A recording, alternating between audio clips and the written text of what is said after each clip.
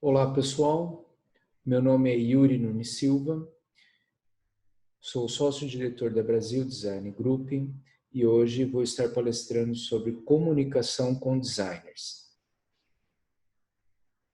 Antes de nós começarmos nossa palestra, eu vou fazer uma pequena introdução do que vai ser dito.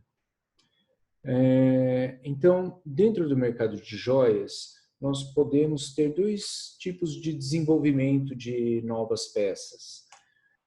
O primeiro deles é quando o mercado de joias demanda a indústria, que demanda um designer contratado, que esse designer pode ser freelance ou fixo, que devolve para a indústria a sua pesquisa, o seu desenvolvimento, que vai desenvolver o novo produto. Esse novo produto, na sua grande maioria, ele é para um público abrangente e para ser produzido em larga escala. Do outro lado, você tem designers autorais, que são designers independentes, produzindo suas próprias peças, que pode desenvolver diretamente com ourives, também individual, mas que muitas vezes procuram a indústria para desenvolver as suas peças. Então, o mercado de joias que demanda o design autoral, que é independente, que demanda a indústria, que vai desenvolver novos produtos e, na sua grande maioria, esses produtos são produtos diferenciados e personalizados. Bom, por que eu escolhi exatamente esse ponto? A comunicação entre o design autoral e a indústria. Esse tema foi escolhido porque a comunicação do design autoral é um ponto muito sensível com a indústria. Esses dois ambientes vivem em situações muito diferentes do ponto de vista profissional. E, por conta dessa diferença, a comunicação se torna, às vezes, falha. E é necessário que um compreenda o ambiente do outro para que se melhore a comunicação e se entenda os motivos para que essa comunicação precisa ser feita de uma determinada maneira. Muito bem. Então, o que o design autoral está oferecendo? Ele oferece a personalização das suas peças, como já foi dito, né? Na sua grande maioria das vezes, ele está oferecendo uma inovação em design de joias, junto com a personalização. E ele vai oferecer também peças com maior valor agregado. A indústria, do outro lado, o que ela oferece? Ela oferece a padronização dessas peças, a proteção e sigilo das informações, ferramentas, processos e técnicas que possibilitam produzir peças com qualidade esperada pelo design. Esses três itens são os itens que mais atraem o designer para desenvolver peças com a indústria. Entretanto, tem mais um, que é a reprodução das peças. Na realidade, a reprodução de peças para a indústria é muito fácil. Na realidade, é mais fácil reproduzir as peças do que fazer peças individuais para a indústria. Bom, para que a gente comece a entender a importância dessa comunicação e como ela deve ser feita, nós precisamos entender como que a indústria está organizada. Então, a indústria de joias, ela está dividida em departamentos e setores. O primeiro departamento é o departamento de modelagem e moldes, onde estão os setores de desenho 3D, cadastro de produto, prototipagem e manufatura aditiva, moldes de silicone. Então, como que é a sequência? O desenho 3D, ele é executado, né? Ele é traduzido da demanda do design autoral. Esse desenho que foi traduzido, ele é cadastrado como um produto e é feito pelo mesmo setor do desenho. Depois ele é prototipado e esse protótipo ele segue para a confecção de um molde de silicone permanente, para que possa ser produzido e reproduzido. É possível também ser feito por manufatura aditiva, ou seja, ao invés de prototipar e executar um molde de silicone, é feito a impressão 3D em resina que vai direto para a fundição. E assim você não tem o molde de silicone. Isso tem algumas vantagens e algumas desvantagens, mas é uma possibilidade. A manufatura aditiva, hoje em dia, ela é praticamente por resina que vai para a fundição, mas já existe manufatura aditiva direto no metal, que não está disponível para metais nobres no Brasil. No Brasil, a gente encontra manufatura aditiva em metais, em aço inox e outras ligas, mas não em metais nobres. O outro departamento é o departamento de produção, onde estão os setores de fundição, acabamento, cravação, montagem e polimento. Sendo que o polimento ele aparece mais de uma vez no roteiro dessas peças. Então, após o acabamento, é feita uma etapa de pré-polimento para que depois a peça siga para cravação ou montagem e depois volta para o polimento, para um polimento final. O último departamento, o departamento comercial, onde é feito o cadastro desses clientes, o cadastro do pedido e a venda quando essas peças ficam prontas. Muito bem. Dentro desses departamentos e setores, onde estão os controles de qualidade? Bom, dentro do departamento de produção, você tem os setores de fundição, acabamento, cravação, montagem e polimento, e entre cada um desses setores existe o controle de qualidade. Então, quando a peça está pronta na fundição, ela passa pelo controle de qualidade da fundição. Quando o acabamento conclui a sua etapa, as peças passam pelo controle de qualidade do acabamento. E assim, da gravação, da montagem, do polimento, quantas vezes for necessário. Tá? Perceba que são várias etapas, tá? E o controle de qualidade ele é feito também em várias etapas.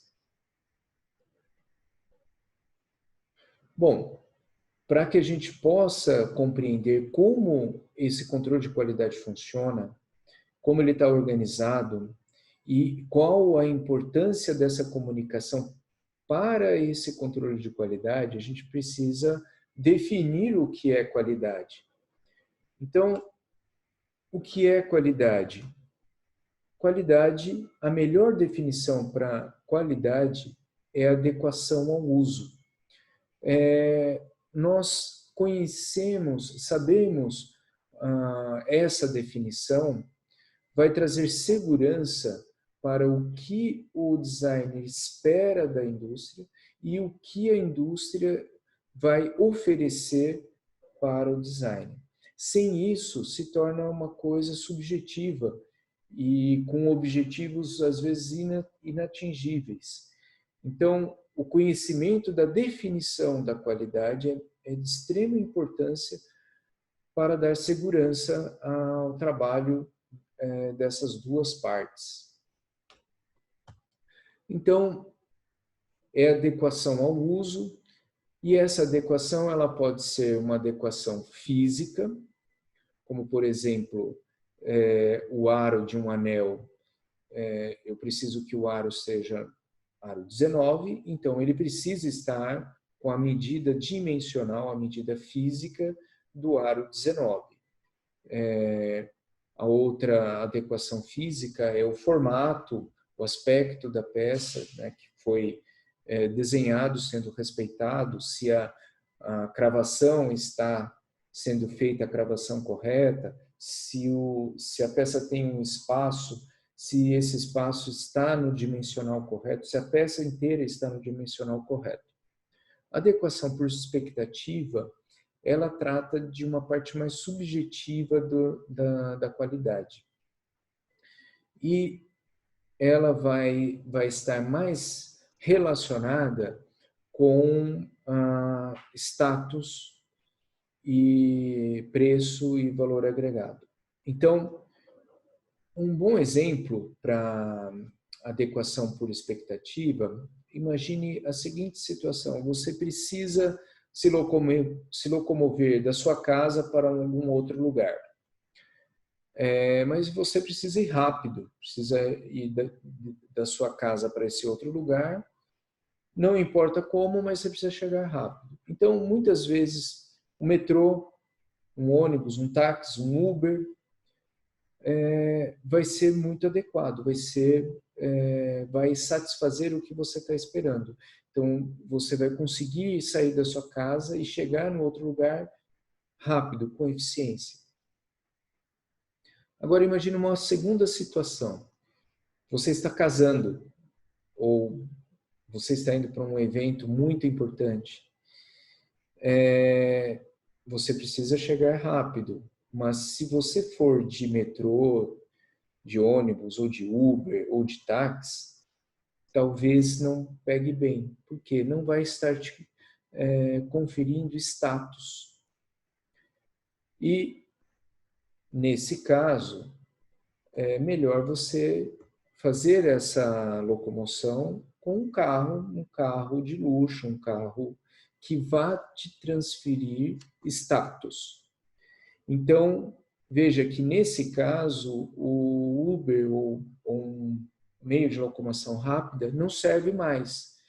O que está pedindo é uma coisa mais subjetiva, mas uma coisa que transfira status para você, que é a sua chegada no seu casamento, em que você precisa aparecer de uma maneira adequada, uma maneira que está sendo esperada pelos seus convidados. Bom, e quem vai determinar essa adequação? É determinado pelo cliente. Tá? Então, no caso da indústria, quem determina isso são os designers. Design autoral, no caso, né? E no caso do design autoral, quem determina isso são os clientes para quem ele está vendendo. Então, como foi dito, a expectativa, a adequação por expectativa, ela está relacionada ao status conferido, ao valor agregado e ao preço da peça. Existe uma relação direta do valor agregado com o custo, do status conferido com o custo. Quanto maior o valor agregado, quanto maior o status conferido, maior é o custo dessa peça. E a gente vai entender um pouco nessa palestra como que isso está relacionado. Então, se esses dois estão relacionados, se quanto maior a expectativa, maior o custo, existe um ponto de equilíbrio ótimo em que você vai encontrar uma adequação a essa expectativa num custo adequado que satisfaça essa expectativa. Então, existe um ponto ótimo. Se você for para uma expectativa, um valor agregado ou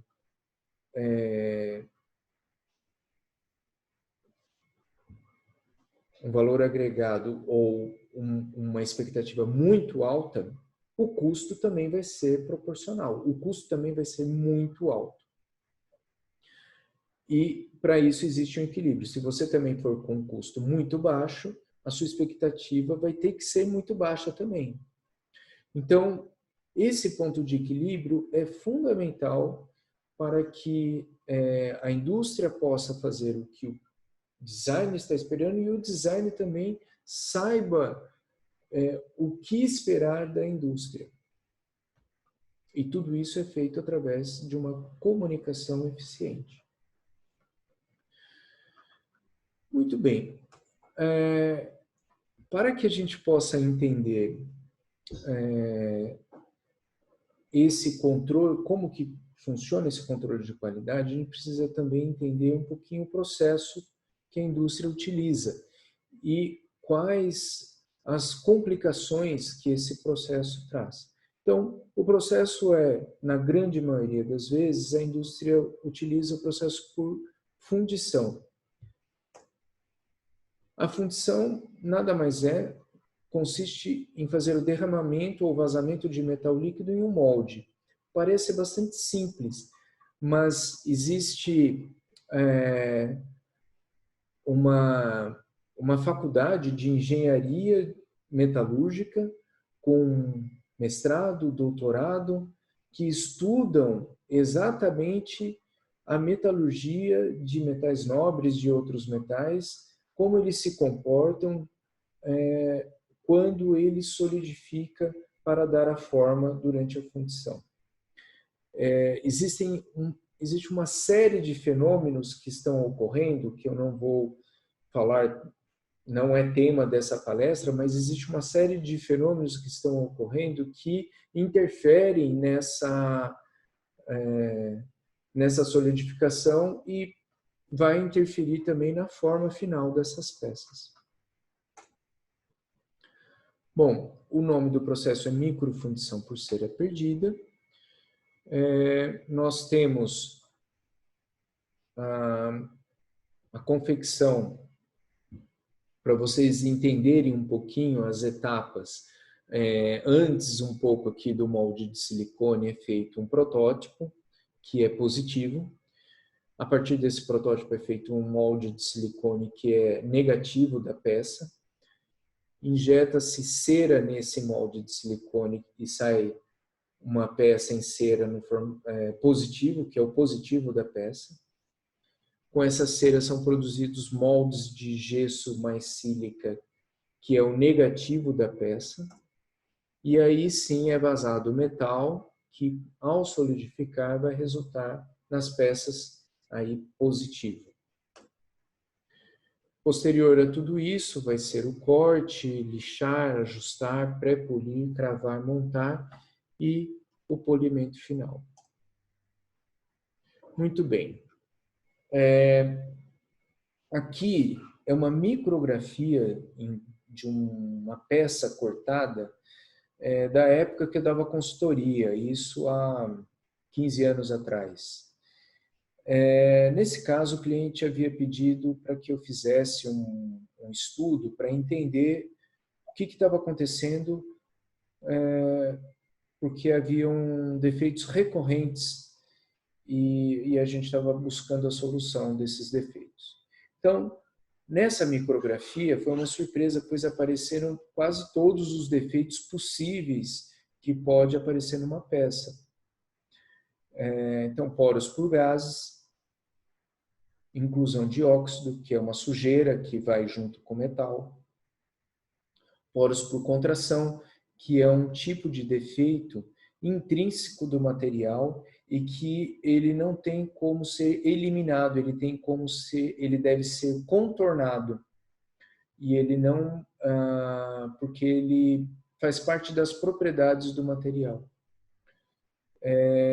E um outro tipo de defeito que apareceu, que é a superfície que tinha sido polida, ela estava enrugada.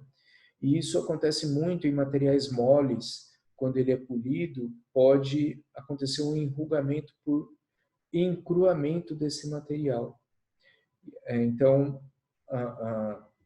não ele fica com a aparência de poros grandes, mas na realidade ele está simplesmente enrugado. A maneira como o canal de alimentação é colocado nessa peça, muitas vezes não é a maneira adequada, porque não tem como colocar.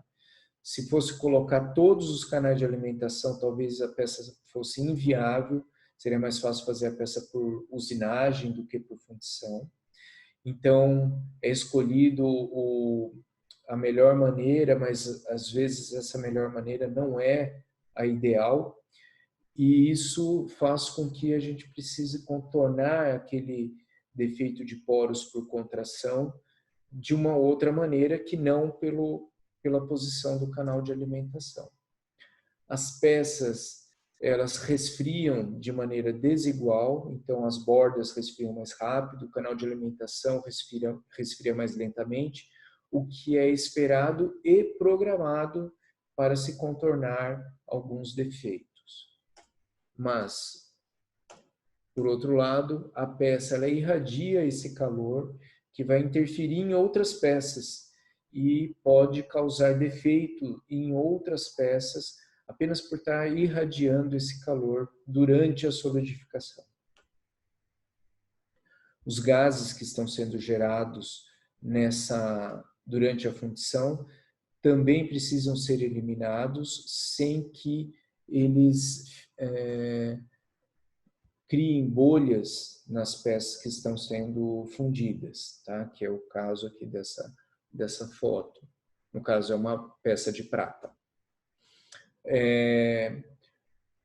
Todos os contaminantes do tipo óleo, detergente, silicone, esses contaminantes, eles geram esse tipo de defeito que está aqui sendo mostrado.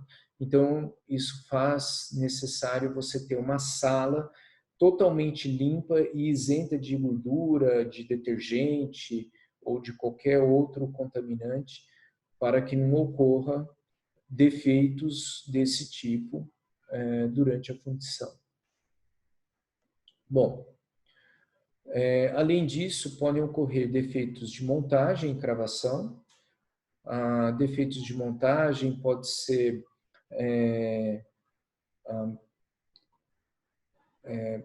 a ficha técnica não estava completa, não estava mostrando a maneira correta de ser feita a montagem e a montagem foi feita de maneira inadequada. Pode ser porque veio peça a mais, porque veio peça a menos. A cravação pode ter sido feita uma cravação errada do que está esperando, pode ter sido cravada a pedra errada, pode ter sido a cor errada de pedra. Perceba que tudo isso é parte da comunicação. Defeito por falta de informação ou informação conflitante. Então, por um exemplo, no caso de peças foscas, a informação pode estar simplesmente que a peça deve ser fosca, sendo que o design está esperando jato de areia e foi feito acetinado. Então, está faltando informação e foi feito, o acetinado também é um tipo de fosco. Informação conflitante, a peça pode vir com garra, por exemplo, pode vir com garras para cravação e na ficha técnica está pedindo cravação bigodinho.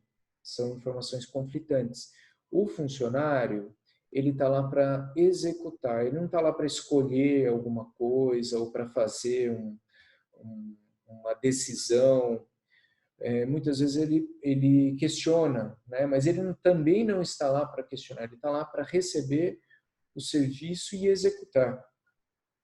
E o que acaba acontecendo quando tem informação conflitante ou falta de informação, ele faz aquilo que é mais fácil. E isso gera um defeito porque não é algo esperado pelo design. Defeitos por mesclar modelagem com criação. Aqui, o que acaba acontecendo é que a criação não foi concluída e ela se estendeu durante a modelagem. E isso gera uma série de conflitos, né, e atrasos que, quando a peça vai ser executada, na grande maioria das vezes ela não sai como o design estava esperando, porque não houve uma visão, não houve um planejamento do design em cima da criação, e sim um, uma, um arraste da modelagem com alterações para que a peça ficasse da maneira como o design está imaginando. É muito importante a criação ter o seu momento e ela ser concluída para que aí se comece a modelagem dessas peças.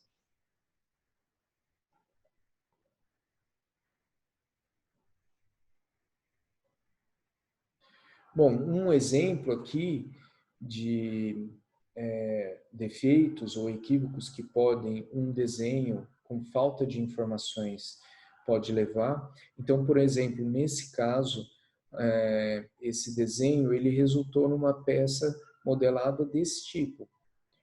Porém, o que o designer estava esperando era uma modelagem desse tipo. Veja que é bem diferente. Aqui, a superfície onde a pedra está sendo cravada é uma superfície contínua, lisa, sendo que na realidade ele esperava caixas. Por outro lado, ele tinha pedido pedras espaçadas e aqui é um caso em que a criação se estendeu em cima da modelagem e aí ele percebeu que seria melhor fazer as pedras juntas e não separadas como ele tinha previsto inicialmente. Aqui é um outro desenho, é um desenho melhor resolvido, melhor elaborado, em que resultou nessa peça definitiva, não houve alteração. Então, o design não colocou as garras, mas previu as caixas. Então, foi o que foi feito aqui. Tá?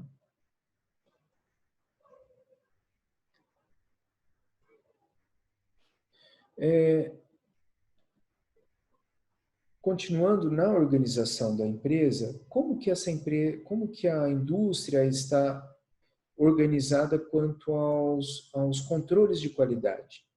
Então, o controle de qualidade da fundição e do acabamento, eles vão focar em defeitos que eventualmente ocorrem durante a fundição. Então, porosidade, um componente faltando, um componente que veio a mais, um componente que veio errado, trocado de outra peça, defeitos como trinca pode acontecer, e uma série de outros defeitos que ocorrem na fundição. Então, eles estão mais focados nisso. Defeitos de acabamento, ou seja, partes que não foram lixadas, partes que não foram ajustadas adequadamente. As peças, quando elas são injetadas na cera, elas tendem a se deformar, principalmente quando elas saem do molde de silicone, elas podem deformar. Isso ela tem que ser ela é ajustada na cera, mas a cera tem memória de forma e ela volta para a forma inicial dela. Então, muitas vezes, no acabamento, essa peça vai precisar receber um ajuste de forma. E os demais controles de qualidade, eles focam mais no projeto e aspectos superficiais, como, por exemplo, se a peça é polida, se é fosca, as dimensões da peça, se tem abertura, qual a abertura, qual tipo de gravação, se a pedra está correta, se a garra está correta, se a garra está no formato correto.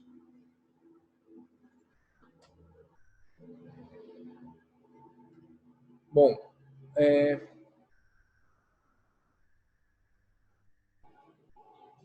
por isso, por essa maneira como a empresa está organizada e pelo fato da informação, dessa informação de como a peça deve ser feita, precisar atravessar todos esses setores e passar na mão de diversas pessoas que vão não só executar a peça, mas fazer o controle de qualidade dessas peças. Veja, a ficha técnica, ela não serve simplesmente para o desenvolvedor lá do 3D traduzir para o 3D, né? Colocar no Rhino essa peça, mas ela vai andar todo o processo e todas as vezes que essa peça for ser executada, quem estiver manuseando essa peça vai pegar essa ficha técnica para fazer tudo o que está sendo pedido, e quem faz o controle de qualidade tem uma ficha técnica eletrônica para conferir o que deveria ter sido feito, se foi feito por quem está executando essa peça, né? A montagem, a cravação, mesmo acabamento, fundição, e não deixar passar para frente defeitos ou situações em que não são previstas.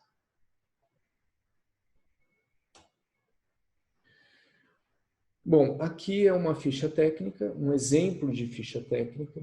É uma ficha técnica padronizada. Aqui contém o máximo de informações possíveis para que se tenha uma boa execução dessa peça.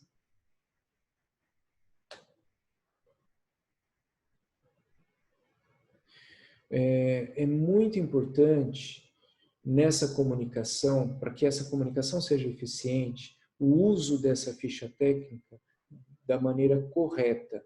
Então, a ficha técnica, ela precisa ser elaborada respondendo diversos questionamentos que pode ocorrer para quem está fazendo a criação e a modelagem dessas peças. Então, a ficha técnica é elaborada por quem fez a criação e adaptada por quem fez a modelagem. E ela precisa responder esses questionamentos. Lógico, a solução de como vai ser feito é dado na banca. Se vai lixar com uma lixa mais grossa, mais fina, se vai haver um pré-polimento em determinada máquina, qual a ferramenta que vai ser utilizada para fazer um furo, uma furação, ou algo desse tipo. Isso quem vai decidir vai ser o ourives na banca. Mas ela precisa já trazer todas as informações, tudo aquilo que ele vai precisar olhar e executar. E quando a gente chega nesse ponto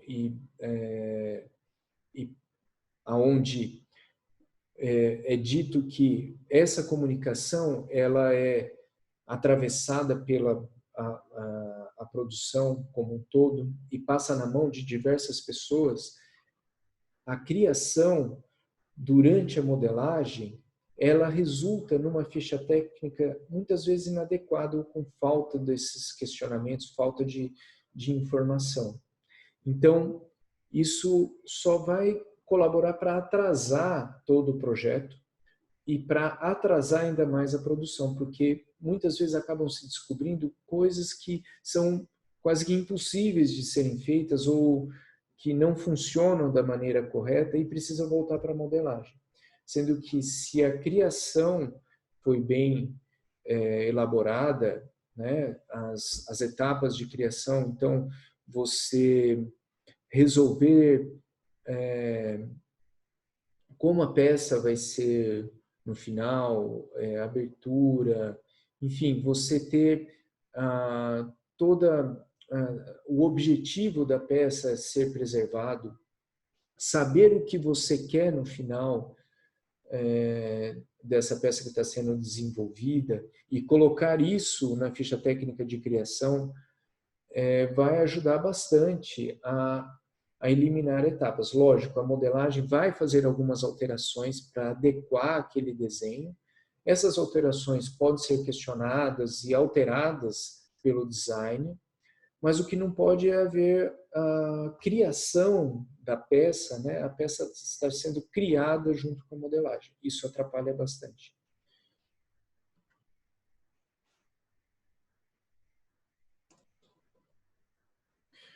É muito importante que junto com essa ficha técnica exista um memorando da peça que está sendo criada. Então, quando existe a ilustração dessa peça e depois existe uma ficha técnica onde é contemplado vários questionamentos ali da criação.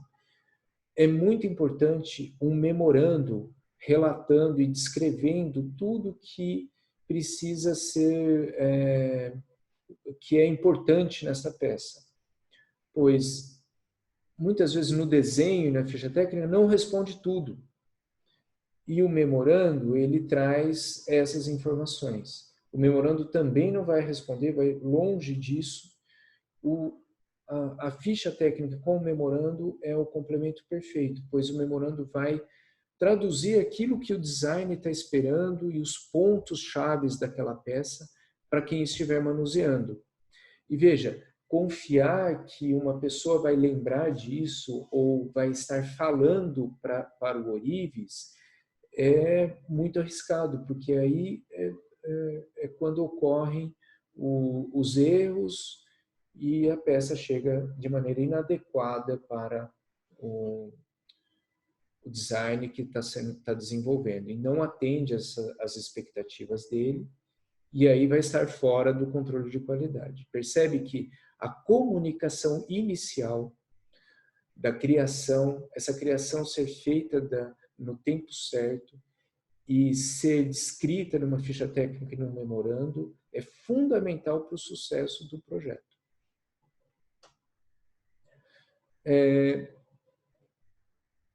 Está sendo desenvolvido normas e padronizações para o desenho de joias e suas representações. Isso é tema também de uma outra palestra.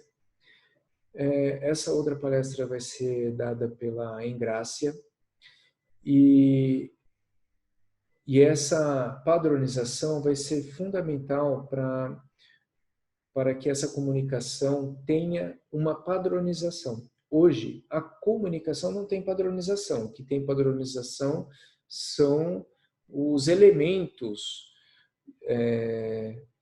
buscados dentro da ourivesaria. Mas a comunicação propriamente dita, a ficha técnica, ainda está sendo normatizado pela BNT. E quando isso tiver, vai facilitar bastante, pois a indústria vai começar a pedir para que os designers apresentem a comunicação através dessa padronização. Bom, pessoal, é uma palestra rápida que chama a atenção, na realidade, para uma comunicação eficiente e um planejamento dos projetos com a separação das etapas mais definidas. Então, a criação e após a criação a modelagem e após a modelagem todos os outros processos conhecidos. Tudo isso é contemplado com uma ficha técnica em um memorando bem descrito e com todos os questionamentos possíveis e que possa ser imaginado por quem está desenvolvendo essas peças. Agradeço muito a participação de todos e não sei se vai haver espaço para perguntas. Se houver, podem ser encaminhadas para mim que eu responderei com o maior prazer. Obrigado, até uma próxima vez.